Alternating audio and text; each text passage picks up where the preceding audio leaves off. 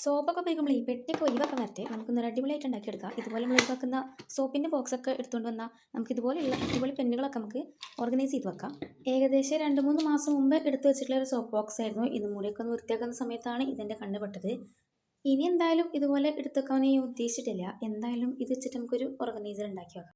ആദ്യം സോപ്പ് ബോക്സിൻ്റെ വേണ്ടാത്ത ഭാഗം നമ്മൾ കട്ട് ചെയ്തെടുക്കുക. പിന്നെ നന്നായിട്ടൊന്ന് കവർ ചെയ്തെടുക്കണം. അത് ഞാനിവിടെ പിങ്ക് ഷീറ്റാണ് എടുത്തിട്ടുള്ളത്. എന്നിട്ട് നന്നായിട്ട് കവർ ചെയ്തെടുക്കുക.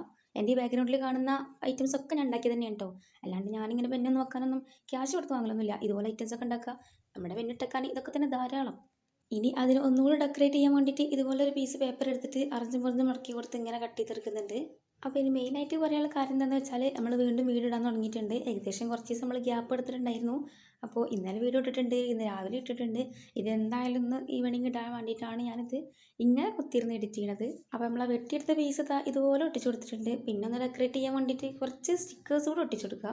ഈ ഒരു കവായി സ്റ്റിക്കേഴ്സിൻ്റെ പ്രശ്നം എന്താണെന്ന് വെച്ചാൽ നമ്മൾ നല്ലപോലെ അങ്ങോട്ട് അതിന് പറിച്ചെടുക്കുമ്പോൾ ഒരു ഭാഗം അതുപോലെ പൊട്ടിപ്പോരും. പിന്നെ ഇതിങ്ങനെ ഏച്ചുട്ടി നമ്മൾ അങ്ങോട്ട് ഒട്ടിച്ചു കൊടുത്തിട്ടുണ്ട്. പിന്നെ സൈഡിലൊരു ബോ കൂടി വെച്ചെടുത്താൽ നമ്മുടെ കുഞ്ഞ് ഓർഗനൈസർ റെഡി ആയിട്ടുണ്ട്. അപ്പോൾ ഇതുപോലെ ആവശ്യമില്ലാണ്ട് നമ്മൾ കളയുന്ന സോപ്പിൻ്റെ ബോക്സൊക്കെ എടുത്ത് വന്നിട്ട് ഇതുപോലൊക്കെ ഒന്ന് ഉപകാരപ്രദമായിട്ടുള്ള ഉണ്ടാക്കുക. അപ്പോൾ ഇതുപോലെയുള്ള വീഡിയോസ് ഇഷ്ടമാണെങ്കിൽ ചാനലൊന്ന് സബ്സ്ക്രൈബ് ചെയ്യുക, ലൈക്ക് ചെയ്യുക, ഷെയർ ചെയ്യുക.